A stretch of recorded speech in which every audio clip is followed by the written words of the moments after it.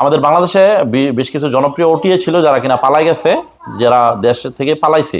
হাল trip, let's fly, flight expert. আপনি তো মনে হয় ফ্লাইট এক্সপার্ট শোনার কথা, আপনি তো বড় মানুষ। ফ্লাইট এক্সপার্ট কিন্তু পালাইছে বাংলাদেশ থেকে। ফ্লাইট এক্সপার্ট নাম শুনছেন না? ফ্লাই ফর ইন্টারন্যাশনাল, টিবিপি, এগুলা কি বাংলাদেশ থেকে পালাইছে।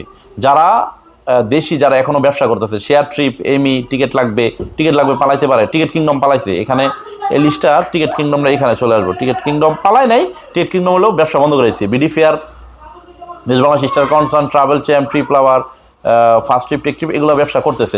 বিদেশে জনপ্রিয় trip.com, আগোডা, বুকিং.com, উইগো, স্কাই স্ক্যানার। অবশ্য থার্ড পার্টি স্কাই স্ক্যানার কিনা কোনো মানে কোনো ওটিএ না। স্কাই স্ক্যানার হলো এরকম একটা অ্যাপস যারা কিনা প্রত্যেকটা ওটিএর, সহজ কথা হলো ওরা জিডিএস থেকে না, ওরা প্রত্যেকটা ওটিএ অ্যাক্সেস নেওয়া থাকে। কোনটা চিপার, এই চিপার টু হায়ার পর্যন্ত প্রাইসটা শো করে। তুমি যখন ওখানে সিলেক্ট করবা, তোমার ওয়ে তোমার কোনো টিকিট ইস্যু করে দেবেন। ওই যাইব 10টা ওয়েবসাইট, এখান থেকে আপনি টিকিটটা ইস্যু করে নেন। যদি এটা ক্লিয়ারলি বুঝতে চান তাহলে আপনি ইন জেনারেলি যে এখানে স্কাই স্ক্যানার নামে যে আছে এখানে চলে যান। চলে যাওয়ার পরে আপনি এখানে এই সিঙ্গাপুর আমরা দিলাম, হ্যাঁ, দেওয়ার পরে আমরা এখানে 21 তারিখ সিলেক্ট করলাম। রিটার্নের আমরা ওয়ান ওয়ে করলাম, এখানে সার্চ করলাম। তো সার্চ করার পরে এখানে কি আসছে? মালয়েশিয়া এয়ারলাইন্স আসছে, বা এয়ার এশিয়া আসছে না, বা চিপার 49,000 আসছে, বা ইউএস বাংলা আসছে না 28,000। তো এখানে আমরা যখন যাব তখন স্কাই স্ক্যানার কিন্তু দেখাচ্ছে যে মাই ট্রিপ থেকে তুমি টিকিটটা ইস্যু করে নাও। এটা কি স্কাই স্ক্যানার লেখা? মাই ট্রিপ, আল রেহলাট নাকি আল রেহলাট। তো এখান থেকে তারা বলতেছে যে তুমি টিকিটটা ইস্যু করে নাও। তার মানে তুমি যখন এখানে ক্লিক করবা তখন কিন্তু এটা স্কাই স্ক্যানার থাকতেছে না, এটা আল রেহলাটে চলে যেতেছে। অন্যটাতে এটারে বলে রিডাইরেকশন। হ্যাঁ, রিডাইরেক্ট হয়ে যে আল রেহলাটে চলে গেছে। ক্লিয়ার কথাটা? এখান থেকে তুমি বুক করতে পারবা। স্কাই স্ক্যানার কোনো তাহলে কি না, ওটিএ না, ওটিএর সহযোগী। আচ্ছা, ওটিএ মানে কি খারাপ? ওটিএ মানে খারাপ না, কিন্তু বাংলাদেশে ওটিএ মানে খারাপ।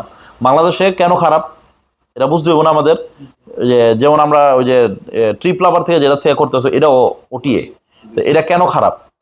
মূলত এই ওটিএ গুলো যারা পালাই গেছে তারা বিগত সময় কি করছে, এই যে 7% আমরা পাই, তারা আমাদেরকে দিছে 10%, 15%, 10%, 15%। এখন এই 10-15% কি আমরা পাইছি না, আমাদের হয়ে গেছে কম্পিটিশন। মানে যেহেতু 10-15% সবাই 15% ধরেন পাইতেছে, সবাই কি করছে, টিকিটের দাম ধরেন 30,000, 15% ডিসকাউন্টে সে যা পাইছে সেটা সে ক্লায়েন্টের কইতাছে যেন কিনা দাম দেখছে যে 15% হইলে আমি কিনা দাম কত, এত, আচ্ছা আপনি আমার 500 টাকা বাড়াই দেন, এত টাকা। তো হ্যাঁ কইছে কিরে এলো জিডিএস থেকে, হ্যাঁ কি এত করে, এটা তো দেখার বিষয় না।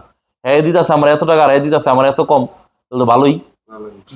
এখন আপনি ক্লায়েন্ট ধরলেন, কিন্তু আপনি কি করলেন, ক্লায়েন্টের এই টাকাটা একটা রিস্কের মধ্যে ফালাই দিলেন। এই যে প্রতিষ্ঠান, 4-5টা প্রতিষ্ঠান হাজার হাজার কোটি টাকা নিয়ে পালাই গেছে, এটা একটা বিরাট ক্ষতি না দেশের দশের একটা ক্ষতি না? তো এরা কি করে, এইভাবে কম দিতে দিতে দিতে আপনিও কখনো কখনো আবার আপনিও লাভ করতেছেন। গ্রস ফেয়ারে বিক্রি করতে পারলে আপনি একটু লাভটা বাড়তেছে। হঠাৎ করে তারা ধরেন আপনার মোটামুটি 40-50টা ফ্লাইট এখনো বাকি, তারা পালাই গেল গা, আপনার টাকা রিফান্ড করে নিয়ে গেল গা, বা তারা যেখান থেকে কিনছে সেখানে টাকা পে করলো না। তখন কি হয়, তখন এই জিনিসগুলো ঝামেলা হয়ে যায়, তখন এজেন্সিরা পড়ে যায় বিরাট বিপদে।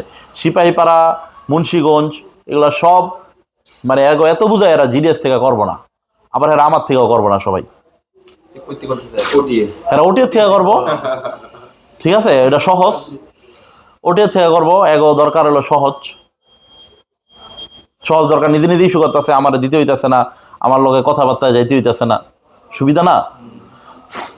এরপরে এরা কম পাইয়া দিল, সবাই যাইতেছে, ভালো কথা, 2-4 বছর ব্যবসা চলতেছে, হঠাৎ করে ব্যবসা মার গেছে। আপনি প্রত্যেকটা এজেন্সির সাথে কথা বলেন গোপনে, খুব সময় নিয়ে, তো ভাই আমার 2 লাখ টাকা মার গেছে, আমার 5 লাখ টাকা মার গেছে, সবাই এই কথা কইব। কথাটা বুঝছেন? কেউ 9 লাখ টাকা মার গেছে, কেউ 15 লাখ টাকা মার গেছে, মুন্সিগঞ্জের ভিতরে আছে। কথাটা বুঝাইতে পারছি? সেই জন্য এই জিডিএসটা আসলের সাথে থাকলে ভালো। ঠিক আছে? আচ্ছা, এখন ওটিএ বন্ধ হওয়া উচিত নাকি সঠিক, এগুলো আমি অবশ্যই একটা পত্রিকারে দেওয়ার জন্য বানাইছিলাম, এটা আপনারা দেখাও লাভ নাই খুব একটা।